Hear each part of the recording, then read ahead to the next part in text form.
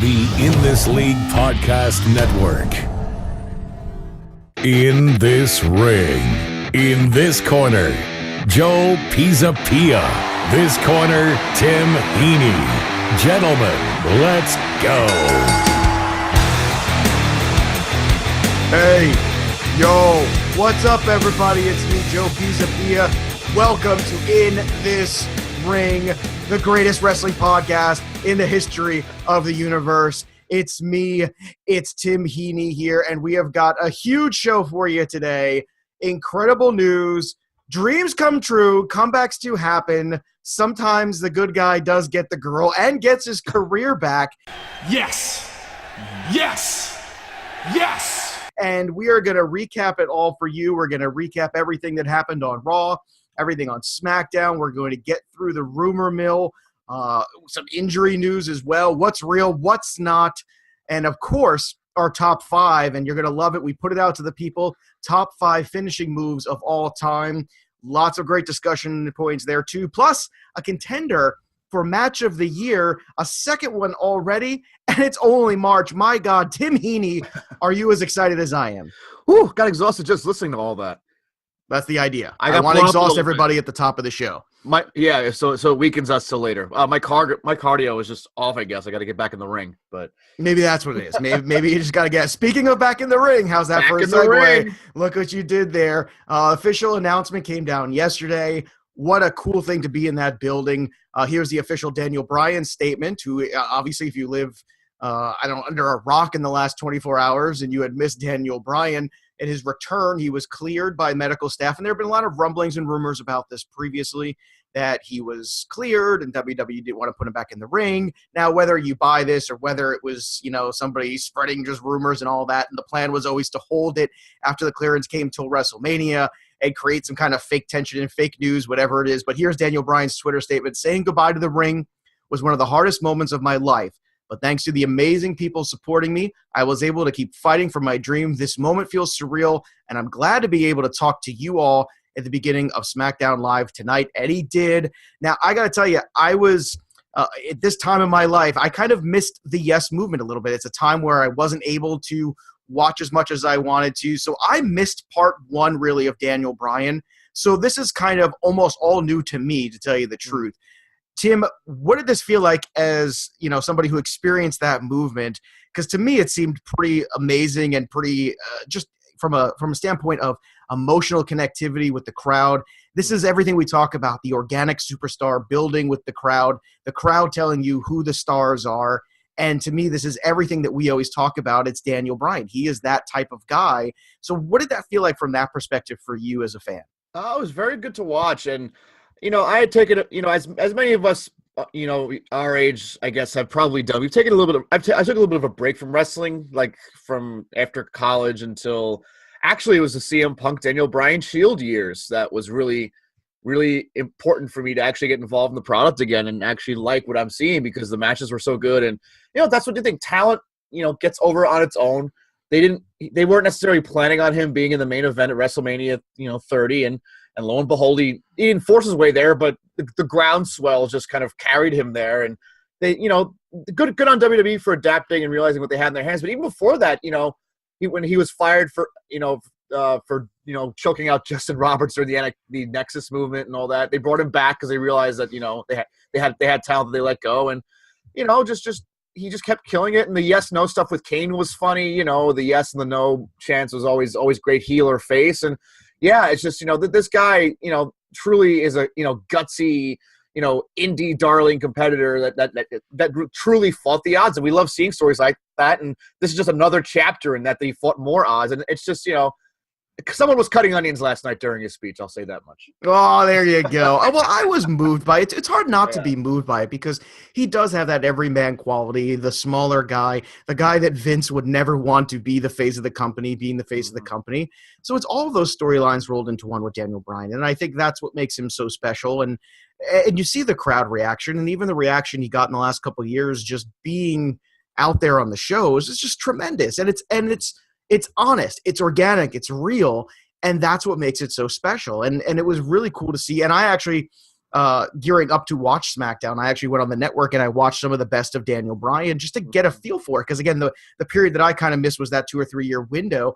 And it was fantastic to watch, and you could see why. You could feel it. And, going back all the way to his training with Shawn Michaels, I even saw some clips of him as the American Dragon there going up against a very, very some young superstars that we recognize now, like Brian Kendrick wearing his wacky pajama pants, and he looked like he was 100 pounds soaking wet. Yeah. But you go back and you look and you see how long this guy's journey was. And the thing that hit me with the speech last night was the grateful quality. Being grateful that he had the opportunity because – when you look at him, you would say, okay, well, this guy's probably never going to be a main eventer in WWE. Maybe he gets on the show, maybe all that stuff. But he's that great story of hard work paying off, of diligence paying off, and the ability to connect with the audience. And that's, it's sports entertainment. No matter how great you are in the ring, if you don't connect with the audience, there's always going to be a disconnect. No matter how much you connect with the audience, if you can't work in the ring, there's always going to be a disconnect. That total package person is what makes stars into superstars. And Daniel Bryan doesn't come in the package of a superstar, but my God, I'll be damned if anybody tells me he's not one. Absolutely. It's just, it's going to be interesting to see what they do from here with him. Well, and let's talk about that too. So obviously the Sami Kevin thing, and I cannot right now love Sami Zayn anymore. Everything Sami Zayn has been doing for the last month or so, I absolutely love it. It's great. I was always a fan. He's just continued to solidify himself. And again, to me, this is going to be one of those guys that if you keep just letting him be him, it's going to be fantastic. So for me, that whole setup, it's pretty obvious. I feel like at this point, you're going to have Shane and Daniel Bryan going against them in a tag match. I think that was, as soon as I heard it, I said, oh, well, that's going to be the match at WrestleMania. It was good to see him get back in the ring. And it's funny because as soon as he got in the ring and was wrestling in his blazer and fighting in his blazer, I kept saying, oh, this is a little awkward in the blazer. And then, nice jacket, but yeah. And then he kept rolling. Every time he threw a drop kick or something, he kept rolling right on his head. And I was like, oh, geez, you just got back. Now I know why. And it's and good for him because he can't start thinking about the injury too. Yep. But, I think it's pretty obvious where this is going, and I don't care. I want it to be this because I think Shane and Bryan against KO and Sami is exactly a match that captures our imagination. Yeah, it makes total sense. Bryan, with Owens and Sami, guys he's worked with on the indies for so long, they kind of told that story without really telling the whole thing. But, they said that they were playing in front of 300 people, at one point together. And yeah, it makes sense for it to happen. Will Daniel Bryan turn on Shane because, he does something bad to his, indie brothers? Like, I think this probably, maybe rules that out a little bit because I think they'll have Bryan and Shane both as baby faces in this one, and KO and Sami as the heels. But, what I thought was smart with this whole thing was that they put him in the hands of two guys he's worked with so many times before if he's taking his first bumps. I thought that was a really nice touch to get him kind of back in the comfort zone a bit and, get him back in the swing of actually being a competitor. It was just a really well-done segment. You could see KO.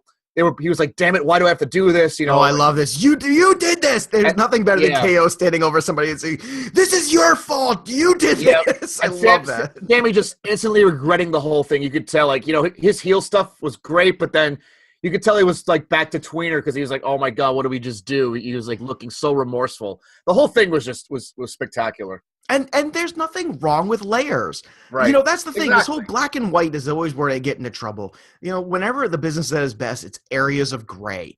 Whether it be the Stone Cold Attitude Era where, that weird era of gray where good is bad and bad is good and good people do bad things and bad people do good things. Sometimes that's what it's all about. That's where it's interesting. That's where you connect to the audience. All right, let's go on and talk about some of the injury news too. AJ Styles apparently seemed like there was an injury at the show on Friday, and then he came back at the end to do a quick spot. So maybe people were dismissing it as just part of the work.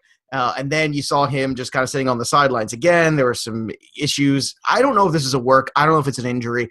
It's getting hard to tell. I feel like whatever it is, it seems like an injury that's enough to say there's nothing more you can do to put heat on this match between Nakamura and Styles. It sells itself. So just keep him on the sidelines. Let it build. And in fact, to me, the longer he's away from really doing anything in the ring, the more I feel like the legend grows of this match. And I actually think it's a positive thing. I almost wish neither would wrestle until the match happens from now on. Those big main event fights, like NXT does it so well. They just keep them away from contact from each other. You know, they have the contract signing, blah, blah, blah, whatever. But, you know, like you said, there's a way to kind of grow that without having to have them fight people every week. Or, you know, I hope the Rusev Nakamura stuff, as good as it's been, it's actually been, you know, a solid turn for Rusev. Very good. A solid turn for Rusev, even though he's losing or getting DQ'd or whatever. I still think it's good for Rusev to be involved in it. But, yeah, whatever it is, AJ deserves a break because he's, you know, the hardest working man in show business, whatever. But, yeah, let's get Styles healthy. Let's not mess that dream match up. Right, and there's just no, like I said, there's no benefit. There's no good that can come of it. And, you know, for the first time last night on SmackDown, I actually got the feeling that Nakamura might actually come out with the belt in this one. Oh, I think he is totally. I think it's his. I didn't think that at first, but after last night, there was something different in the promo after, you know, the backstage bit where I felt like, you know, I think they might be ready to give it to him. I think they're really starting to feel comfortable with him on TV talking. And, you know, you can say what you want. You got to be comfortable. And I know it's a language barrier, and God bless him for trying. I could not speak Japanese. Right. that is going to be a complete disaster. I would try my best. But it's a fantastic job by them of giving him this opportunity to get comfortable there on this big stage. And, you know, I actually feel like for the first time, which is going to bring a good element to this match, because there's a lot of people that will think, well, Styles is obviously going to come out on top. This will be his big WrestleMania moment. And there will be people that, you know, that will think Nakamura. And again, when you go back to the Stone Cold Rock days of, you know, two camps of people, you know, both wrestling hardcore fans and both loving both guys and not knowing which way it's going to go. That's the pinnacle. Also some Hall of Fame announcement as well. Mark Henry, the latest inductee to the WWE Hall of Fame. Certainly a guy that's paid his dues. Certainly a guy that's been a good soldier in the business for a very long time, the better part of 2 decades. And I'm happy for Mark Henry, because Mark Henry seems like a pretty darn good dude and a dude that you want in there. I'd love to get Mark Henry on the show. I've already tweeted him. I'm going to keep tweeting at him because I think he would be a fun interview and just a fascinating guy. What are your thoughts on Mark Henry being inducted? Do you think worthy of the honor, or you think a little soon? Oh, absolutely. You know, they have to kind of spread out the card with different elements each year. And, you know, I have nothing against the induction. I think that, you know, he's been so versatile. You know, his character's evolved in some good ways over his career, you know, the weightlifting stuff, and then the Nation of Domination thing, and then Sexual Chocolate, which was, you know, added to there. He's also the father, the very proud father of a hand. Yeah, I mean, let's not forget that. That's the greatest moment in WWE history, is the hand. Okay, I'm going to quote you on that one. I hope the hand inducts him. Oh my God, that would be amazing. Release or 18, right? Oh, if they had somebody dress up in a giant hand costume and came out there and was like, my dad, Mark Henry, was so inspirational to me, and it's my gosh, that would be seriously. Can we make that happen? Somebody listening, please. So.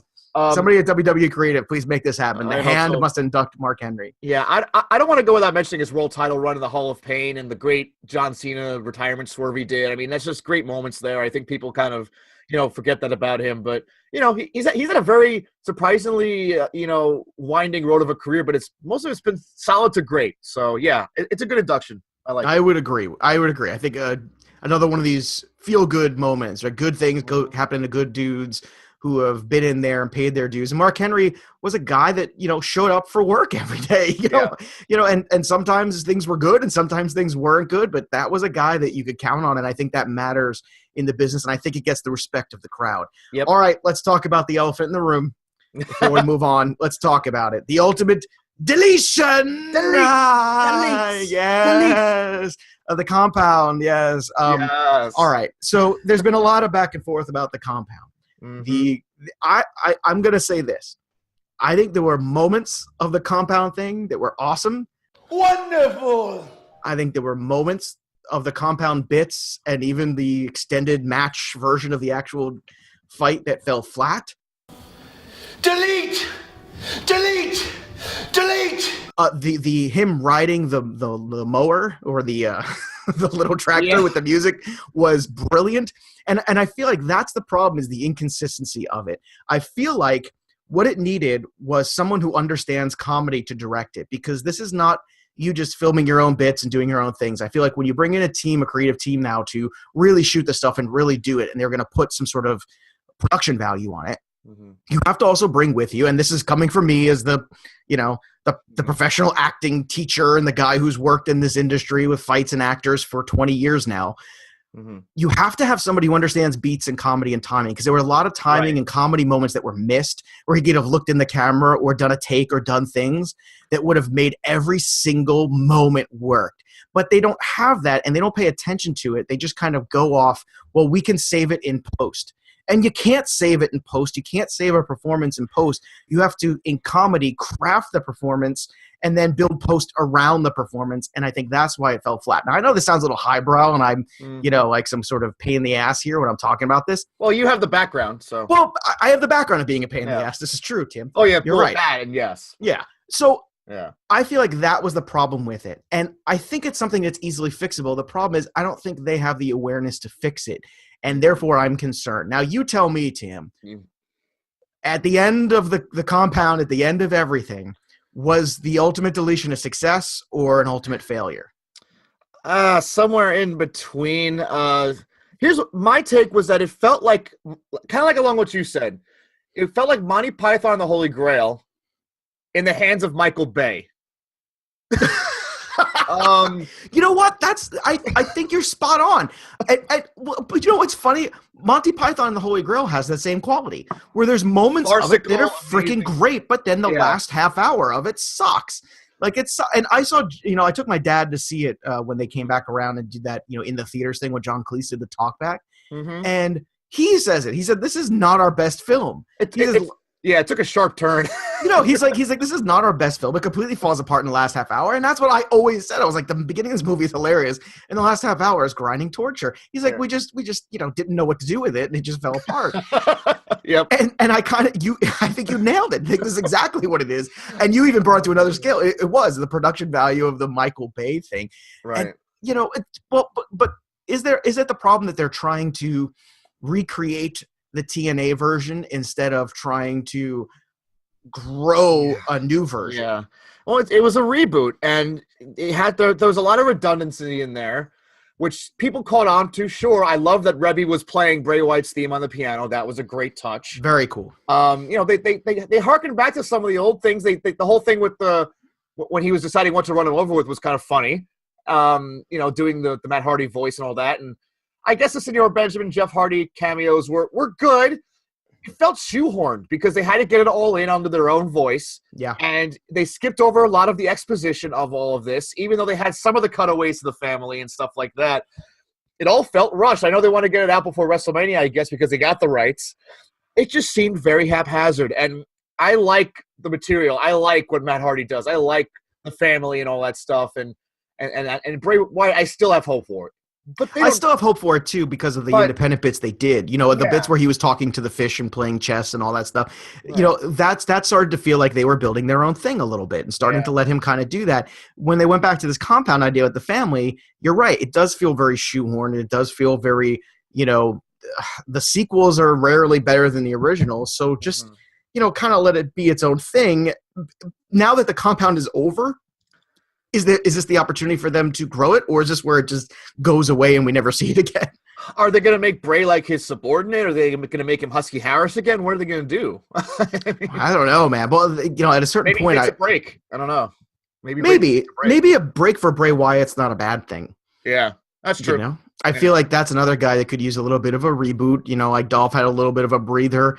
I think sometimes, and as talented as he is in the ring and on the mic, maybe it's just time for a little bit of a break. And maybe this whole Hardy thing, maybe him coming under that window. Do you think Bray Wyatt can handle the comedy of it? I think so, if his writers don't mess it up for him. Yeah. Well, I mean, there's a lot of guys that do one trick well. And we all know Bray can do that one trick well. The creepy guy, he does that great. Not everybody can carry the creepy guy into the funny creepy guy. Mm-hmm. That's a different thing. And I personally am concerned about him able to pull off a comedy. We'll see what happens with that, but I would say this: if this was their grand attempt, I don't think it was an utter failure like some people do. I don't think it was an utter success. Right. I do agree with you; it was somewhere in between. And I think the thing to do is go back and look at it and see what worked and what didn't. I I think the moments where it's tongue in cheek, like where they're like he's riding on the little mini tractor with the music playing, is hysterical, and it's going 2 miles an hour. That's the kind of stuff where we know it's silly and we're in on the joke. That's what it missed.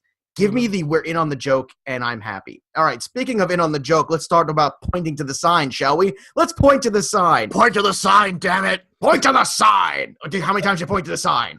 7? Do it 7 more times. 14 times, point to the sign. Please. And look awkward, Rhonda. Look really awkward doing it. Sometimes I just inadvertently in the middle of the night, I just wake up and I start pointing to the sign. It's been very tough. All right, so in pointing to the sign news, let's talk about Roman and Brock. Let's talk about Raw. Roman Reigns, the guy with the biggest pecs. Roman Reigns, the guy who has lots of sex. The, rehash of the Stone Cold Vince era, or as you even put it, the Braun and Roman should have been reversed, is my opinion. Right. Like, this was the perfect opportunity to turn it on its head, right? I know. Where, to me, I say you could have gone in there, and if you want Roman to get over, let Roman be the guy that pushes, that suplexes him all over the place in handcuffs. Let Roman be the guy who comes out a 4th time or a 5th time and pushes over the stretcher and knocks Brock Lesnar. The problem is, I don't think Brock Lesnar lets you get away with that because Brock is an egomaniac. Right. And I guarantee you that was pitched, and I guarantee you that was the exciting storyline, and I guarantee you Brock Lesnar shut it down. Or even more so, not even the handcuffs thing, because the handcuffs thing almost makes it does hammer home Brock's heelness that they're supposed to be pushing because Roman's semi-defenseless. But, Brock beating up the U.S. Marshals, you would think you'd want to protect the guys that are doing the good thing here. But I don't know. It was too much of a Stone Cold. It was too much forcing other people's storylines into Roman, and Roman should be his own thing. We've talked about this. Just let him be him. He's great when he's just, doesn't have to be forced to read dialogue, as Suffered Succotash would know. That sort of thing.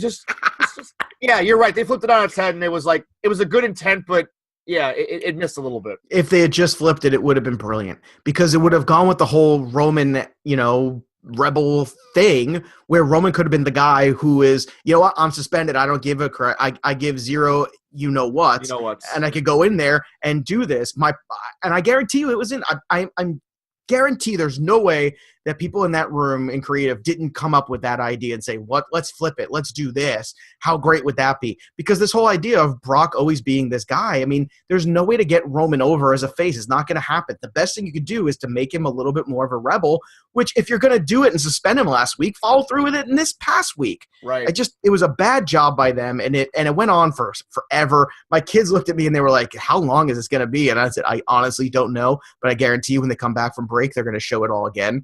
And they did. And my kids were like, oh, God, I have to go to bed soon. I have school. You told the story. All right. We get it. And by the way, we've been showering praise on Raw for long, action-packed matches for the last month. Yep. Last night's, or should I say this week's show, was the complete opposite. Way too much story, way too many bits, and then the Hardy compound thing. I feel terrible for the people who were there in person.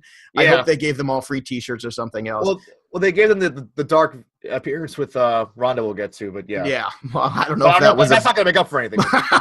Yeah. You know what? Let's talk about Ronda. I know she wasn't next on the list, but since we're there, well, it might as well.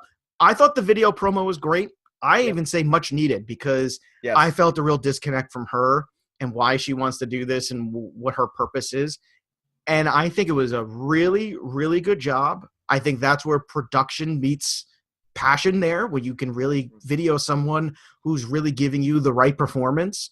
And it's an honest one, and the best performance is an honest one. Mm-hmm. And I thought this was much needed. And for me, for the first time connected with Ronda Rousey, it was nice to see her not point at the sign. So for me, that was a big, big positive and much needed. What was your take on it, Tim? Oh, I take jabs at the writing and creative a lot, but when the video stuff comes out, that's when I'm like, all right, this is why I watch this stuff. I mean, they just do such good work summarizing everything, and the video department's just they're aces most of the time. Absolutely well done, I thought. Now in the ring, I don't know if you want to call it aces. Give it to me. Go ahead, give it to me. The in-ring deuces, most likely. Deuces. But who do you blame? Oh God, everybody. I blame my parents. Was that like a judo chop Dana Brooke was trying to do? I don't know. What was that? I don't know. Did you see that? I'm at a loss. I don't know what to say about it. I don't know. I mean, I feel like she's on her way out of the company, so I don't know if she just doesn't care or if it's just this is my concern at WrestleMania, and I voiced it on the show last week that if you're going to putting Ronda in developmental matches, putting Ronda in dark matches, it's just not the same thing as when the cameras are on. Yeah. And we talked about Daniel Bryan being back and taking bumps. I'm sure he was back and working out for the last couple of weeks before the show, but it's different when there's a crowd involved because what happens is the adrenaline level kicks in. I've done fights in front of 1,000-seat houses before, a couple thousand people. It's a whole different sort of adrenaline than it is in a rehearsal. Right. And you have to contain it, and you have to control it, and you have to utilize it, but it's a different factor. So to me, that's what I worry about. I worry about the WrestleMania stage and working with somebody like Stephanie as opposed to working with somebody like Charlotte or working with somebody, who is, like a Natalia, who's such a tactician professional that exactly what you're going to get. And I think if they were smart, they would let her fight Natalia and let her get a little bit of, work under her in the next couple of weeks, somehow make that happen. Yeah, well, at least it's a tag match they're debuting her in. I know she's on a different show, but still, I'd find a way to make that work. Yeah, no. I'm saying the fact that it's a tag match that they can kind of they can hide her a little bit here. They can kind of I don't know if you watched the mixed match challenge last night between Alexa and Braun and Asuka and Miz. Miz was hiding from Braun and Alexa was hiding from Asuka. They kind of played off that, oh crap, I'm going to tag you in so I can avoid him all the time. And I think that's what they're going to do with Steph. And I guess it tying into that with Ronda's inexperience, it's going to be a lot of Triple H angle, and then they'll tag. I think it's going to be a lot of Triple H Ronda, to tell you the truth. I think that's the plan. Is it going to be inter-fighting? I mean, I guess it could because of Ronda, but I think they're going to have to in order to save her in the ring. I think you want to talk about experience, it's got to be somebody like Triple H who's going to be able to make her look great. Well, yeah, and I guess Ronda's the one you can push to be that capable women's revolution. I can fight the men too. She'll be like the ultimate gateway to that because she's obviously MMA background and stuff. So yeah, Triple H would be even better. That'd be fantastic. That's where I think it's going. All right, back to the women too. Since we're on this clip here, Alexa Bliss, Nia Jax. We've cemented that match as we've talked about for weeks here on this program. Well before the Asuka announcement and all that stuff, we were talking about it right here and in this ring. So I think we all like that. I still say it's dangerous what you want to do with the outcome of this match. I'm not exactly sure how that will go. Your feeling on that? I think it's Nia's time. They've kind of held her off for about a year from this. They kind of had like tangents in her road. And Alexa's had a good run. I think she's got to drop it here. I like her as a character. She's improved in the ring, just in her psychology and her movement. And she's not the greatest wrestler, but she's definitely very efficient with what she does. I think it's Nia's time. You got to crown her at some point. Now that Asuka's off the show, you definitely have to pull the trigger here, I think. All right. Now, Braun's tag team partner, obviously that announcement came down as well. Who are some candidates in your mind? Because I'm trying to think of guys who haven't been on in a while who might be able to, get back healthy. And the first one that popped to me was, where's Samoa Joe? Samoa Joe was supposed to be out for 4 weeks, and we haven't seen him in longer than that.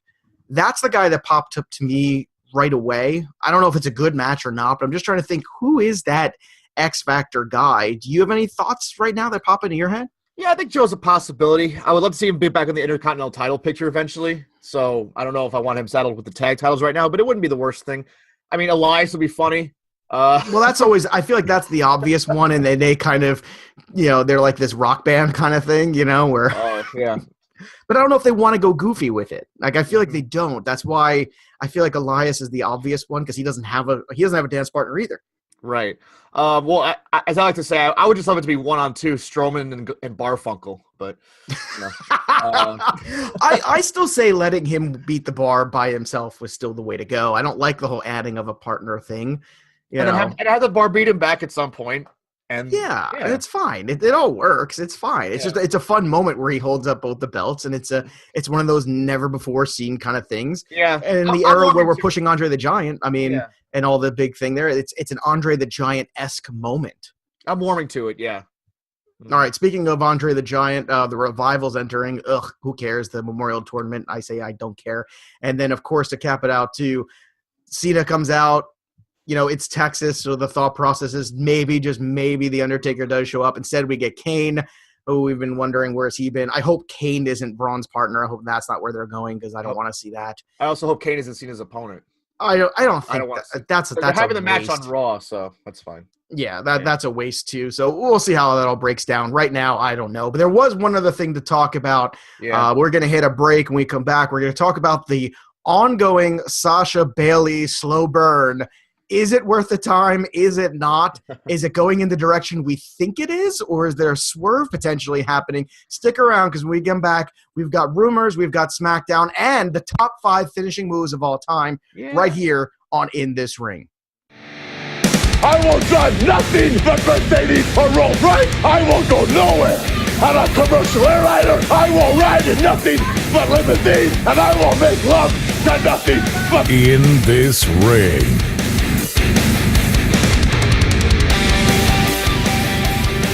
All right, welcome back, everybody. In This Ring, Joe Pisapia, Tim Heaney. We are talking wrestling. We're breaking it all down. And before we close the book on Raw, let's talk about Sasha and Bailey, the ongoing drama.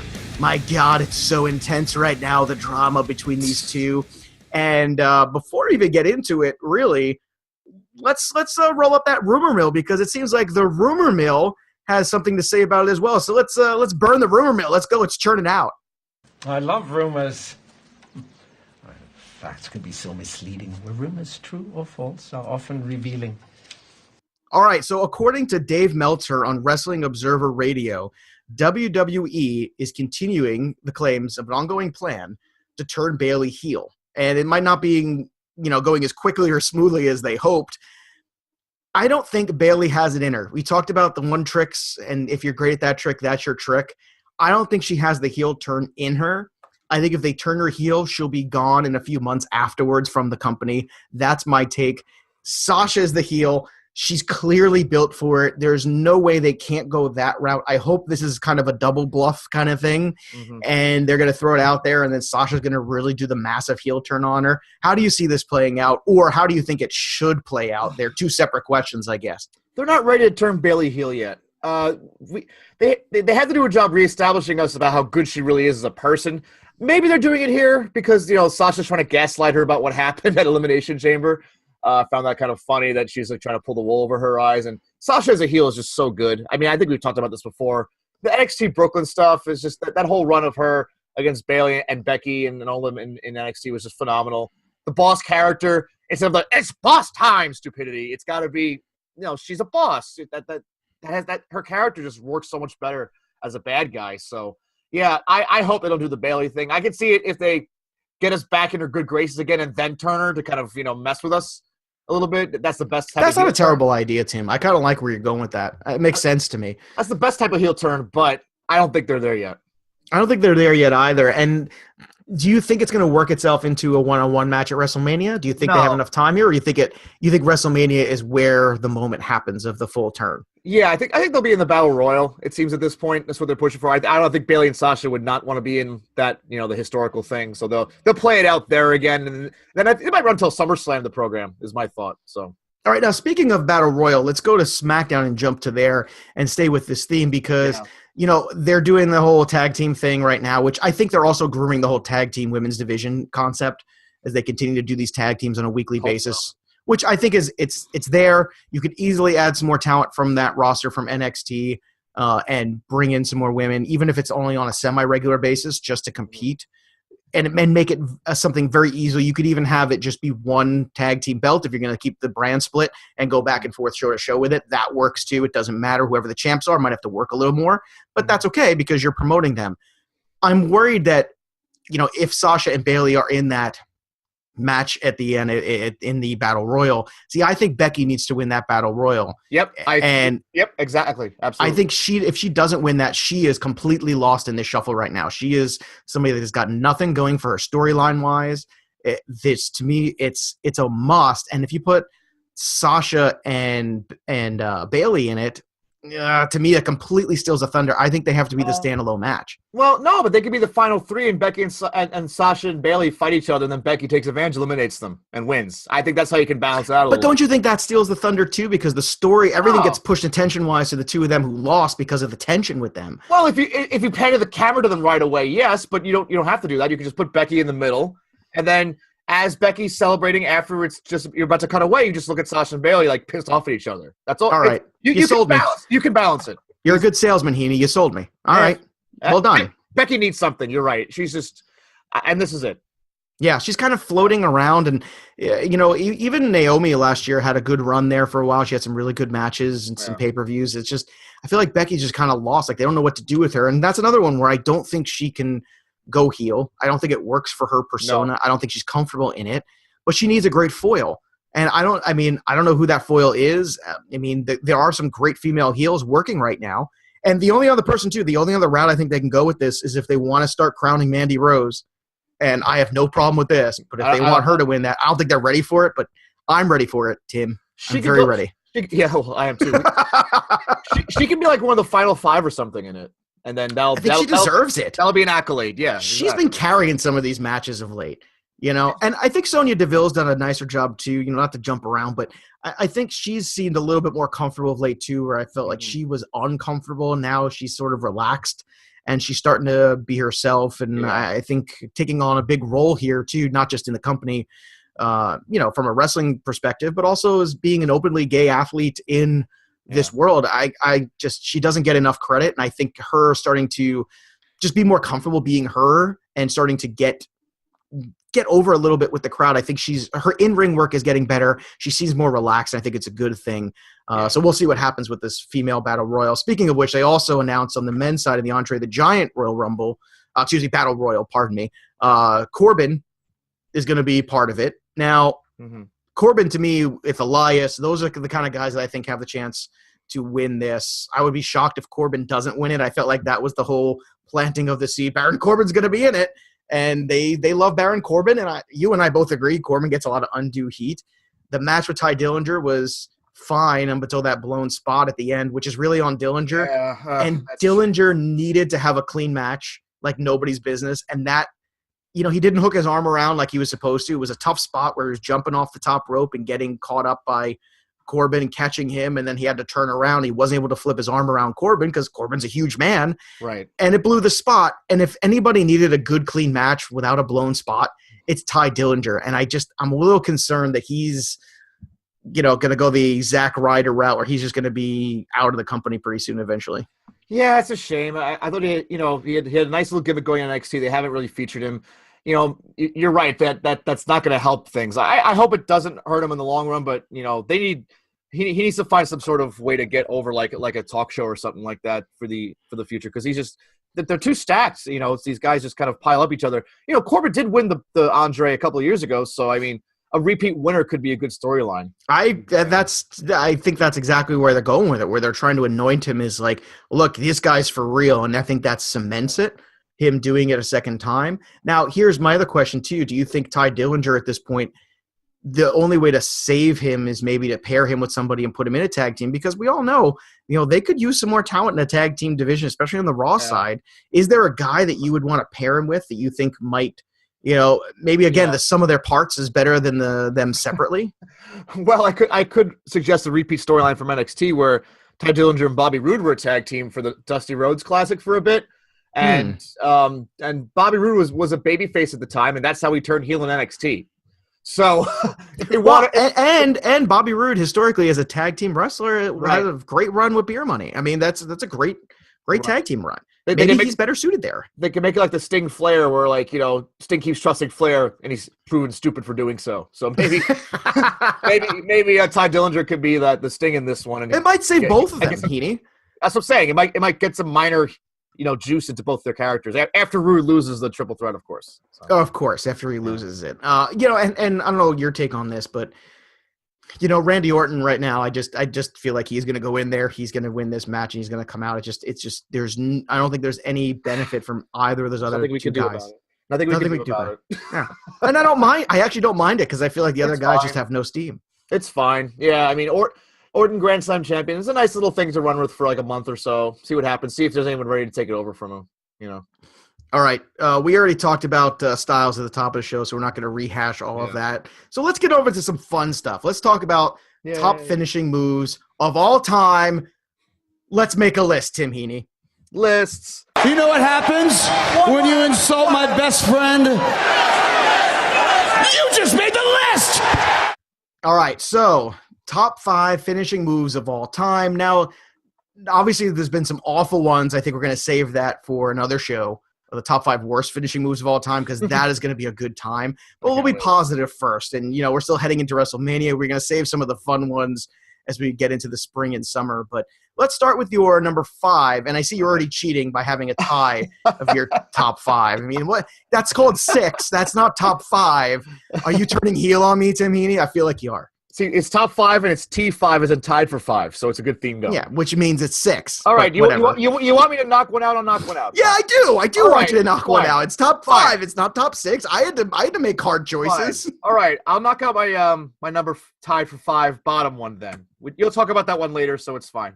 Fine. I want to give a little bit of love to the couple guys that have been helping us out a little bit on Twitter. The podcast with Dennis Farrell and our boy P. Williams. So I have to go number 5, Canadian Destroyer. A good choice. Fantastic looking move. Love that momentum. John Cena's tried to do it.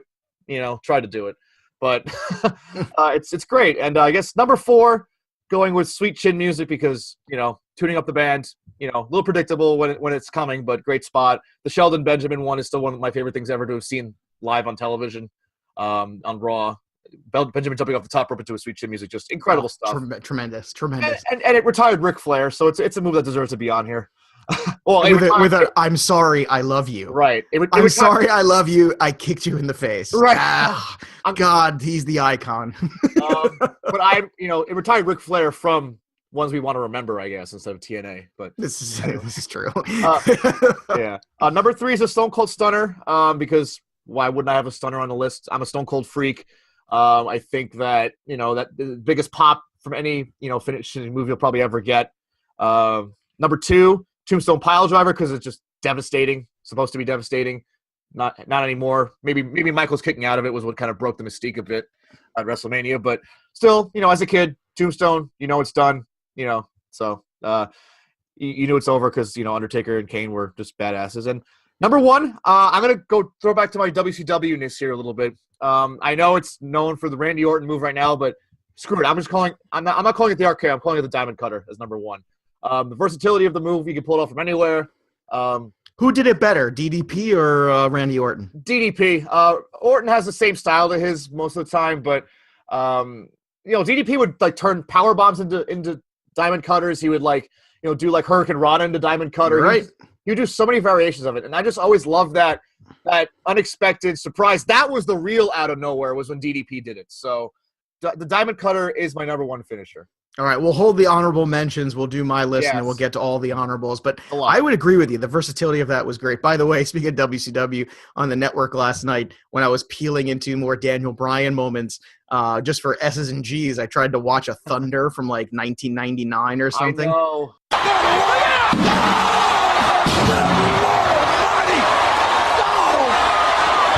Oh, man, is that awful. Talk about unwatchable. Yep. The longest interviews that go nowhere. Perry Saturn dressing in drag with dog collars. Yep. I mean, it was just the only saving grace was a one appearance by Chris Jericho with his personal security guard. Yeah, and outside of that, what a dreadful, unwatchable program that was. Pretty bad. Wow. Yeah. But you know what? It's like watching a car crash. Sometimes you just want to watch just to see where it's going. All right. Mm-hmm. Here's my top 5, and obviously we have some overlap here. Sweet Chin Music, number 5 for me. Everybody knows I'm an HBK guy, and the reason why I put it 5 is because the super kick has become just such a done move at this point. But people forget that at the time, I mean, nobody was doing anything like that. There was a very martial artsy style move, a very high-end sort of flexibility move that you didn't see in professional wrestling in the American world. So it was, and the whole striking up the band and creating the moment around it was really great. Number 4 for me, figure 4 leg lock. And the reason why I put this in my top 5 is because this is a finishing move that had drama because of the way Ric Flair would do it. Because he would, he would tell people to scream, or the reversal of it where people would turn it over, or, him pulling somebody who's just about to get to the ropes. It was so versatile that just because you put it in there, you didn't know if it was the finish or how the finish was going to end, but you knew that he was creating a moment. And I kind of put that with Sweet Chin Music, where you're creating a moment of expectation where everybody's dialed in now and what's going to happen? What's going to happen? Is he going to get it? Is he not going to get it? And I think that's the building of the drama is where it's all at. Number 3 for me, also Tombstone Pile Driver, because not just because of, it's a pile driver, it's whatever. It's the putting the guy's hands on his chest and flipping the hair back with the eyes rolling back. It's that whole thing, the tongue out, where you're literally laying someone to rest in peace. Yep. That's art. Theatrics. Okay? Yep. It's theatrics, it's art. Now, the opposite of theatrics and art is putting someone's face into the mat, and that's why pedigree is number 2 for me. I love a good pedigree. That was my tie for 5. So yeah. I know, and it's a great one.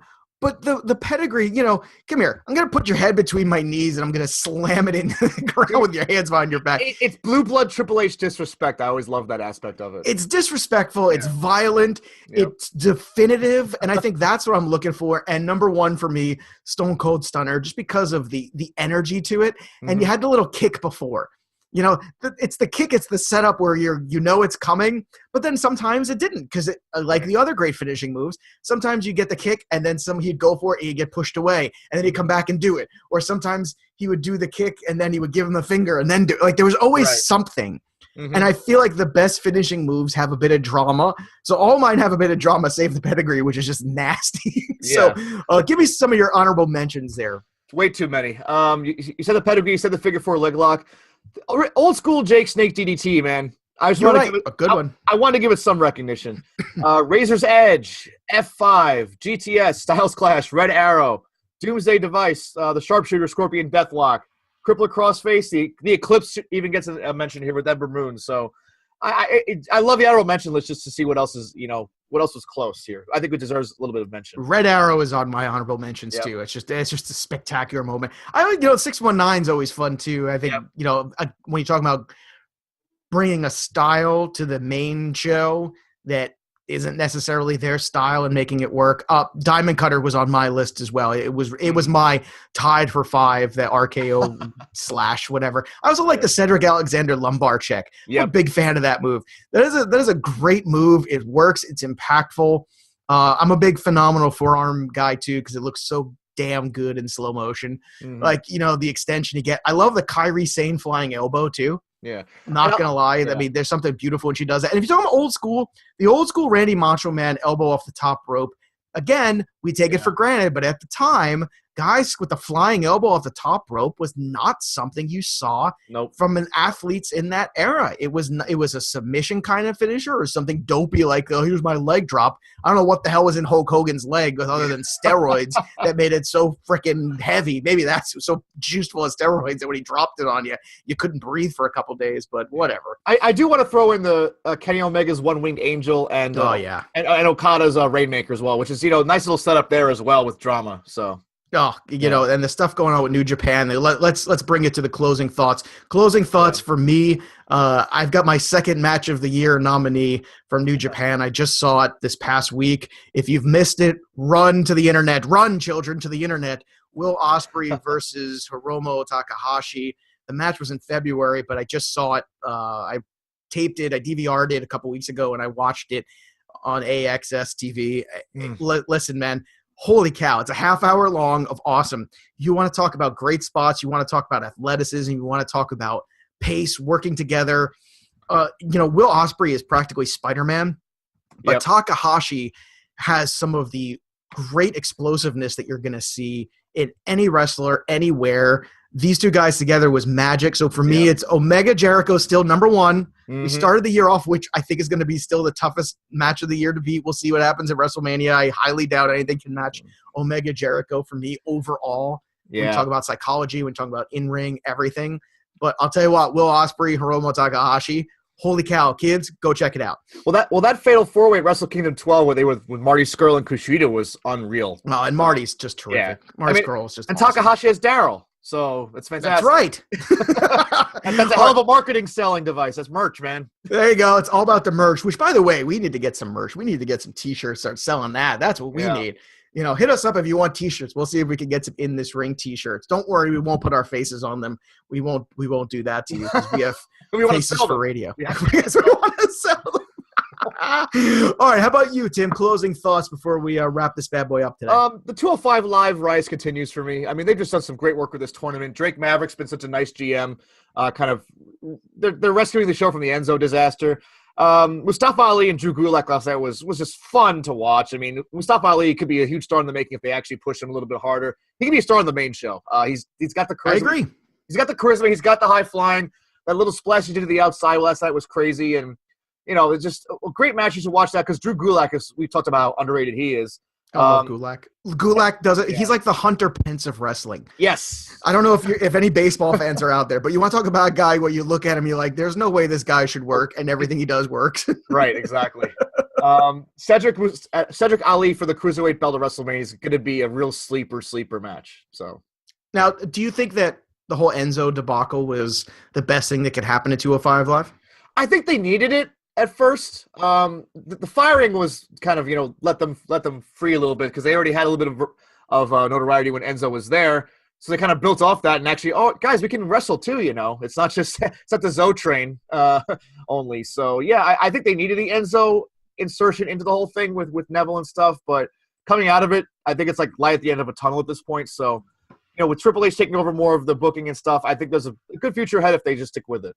Now, do you think that any chance now that the deck is clear, do you see a guy like Neville coming back? I hope so. I hope so too. I just laid that up because I wanted you to say yes because I want to say yes. Yes. Well, is that wrong? Does that make us bad hosts? It's okay. Leading questions are okay on this podcast. It's fine. Are leading questions okay on this podcast? Are they? Are they? That was my favorite Twitter interaction yesterday with Anthony. One of our good buddies, Anthony, who listens to the show. He was like, I love the Hardy compound, thing. And he thought it was great. And what did you like? Was it? Was it though? He's like, no, it was. And I kind of chimed in and I said, yeah, but was it though? And we just kept was it though-ing him over and over again. Speaking of Twitter, you can go follow us on Twitter at In This Ring, at Joe Pisapia 17, and at Tim_Heaney. And let us know what your top 5 is for next week. We'll take all of your suggestions over there as well. We haven't already. We do. Because we're getting close. Is that why, Tim? Because you got to point to the sign while we do it. You're right. We got to point to the sign. So is it going to be WrestleMania moments? Is that what it's going to be? Oh, we decided on top 5 best WrestleManias, I thought. Best WrestleMania. You are right. Yeah. All right. Scratch that. You're not allowed to give any input. Sorry, guys. Sorry. You thought it was the People's Show. We just turned heel on you. We hit you with a chair. No chance. A steel chair. No chance. My God, a steel chair. So we just did that to you. But look, we still want – I still want – look, we got a lot of shows to go here. Mm-hmm. So we want your top 5 suggestions, and we'll add them to the pot. But, yes, top 5 WrestleManias, which I could certainly tell you the worst WrestleMania ever. I think that'll be the next one. That'll be fun. I think we're in agreement what that's going to be, but yeah. All right. Now, if you love us, and obviously you do, go over and subscribe to us on iTunes at In This Ring. Go like us on Facebook, In This Ring, and go follow us on Twitter at In This Ring. Plus, you can also listen always on the In This League Podcast Network. So there's lots of ways to find us. So subscribe. Make sure you're listening to the show. When it comes out. We're going to get those iTunes rankings cranking for us because, we're grinding and we're putting in the work here. And, Tim, we're getting closer and closer to WrestleMania. Are you excited here, Chief? We're really starting to close in now. No, you couldn't tell by my voice I'm excited, right? I mean, On a low note, let's end there. Tim Heaney, Joe Pisapia, we love you guys. Thanks for listening. We'll be back again next week. Don't forget to point to the sign. Remember, Steamboat and pal, kiss your boots and you can do it. But to be the man, you gotta beat the man. And I'm saying, woo, right here.